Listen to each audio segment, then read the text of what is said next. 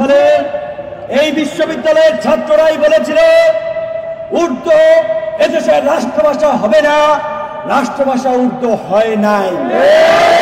বাংলাকে রাষ্ট্রভাষা করেছে এই বিশ্ববিদ্যালয়ে তথা সারা দেশের ছাত্র সমাজ।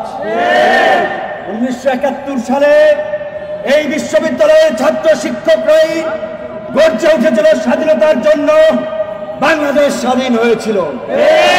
1990 সালে এই বিশ্ববিদ্যালয়ের ছাত্র শিক্ষকরাই সর্বদলীয় ছাত্র ঐক্য গঠন করে এরশাদের বিরুদ্ধে আন্দোলন করেছিল, এরশাদের পতন হয়েছিল।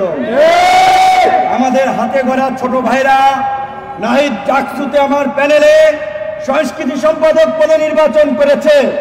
আসিফ ছাত্র অধিকার পরিষদের ঢাকা বিশ্ববিদ্যালয়ের সভাপতি ছিল।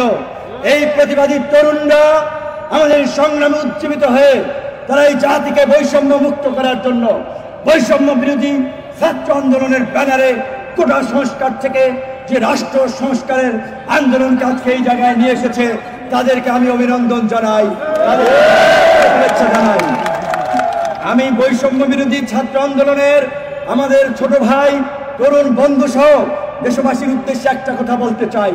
প্রতিটি আন্দোলন সংগ্রামে এদেশের কৃষক, শ্রমিক, ছাত্র জনতা রক্ত দিয়েছে, জীবন দিয়েছে, আর এদেশের নেতৃত্ব দিয়েছে গুন্ডা, মাফিয়া, চাঁদাবাজ, দাঙ্গাবাজ, সন্ত্রাসী, দখলদারেরা।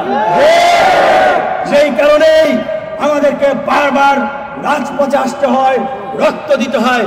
কাজেই এইবার রাষ্ট্র পরিচালনা করবে তরুণরা, তরুণ মেধাবীরা আগামীর বাংলাদেশ বিনির্মাণ করবে।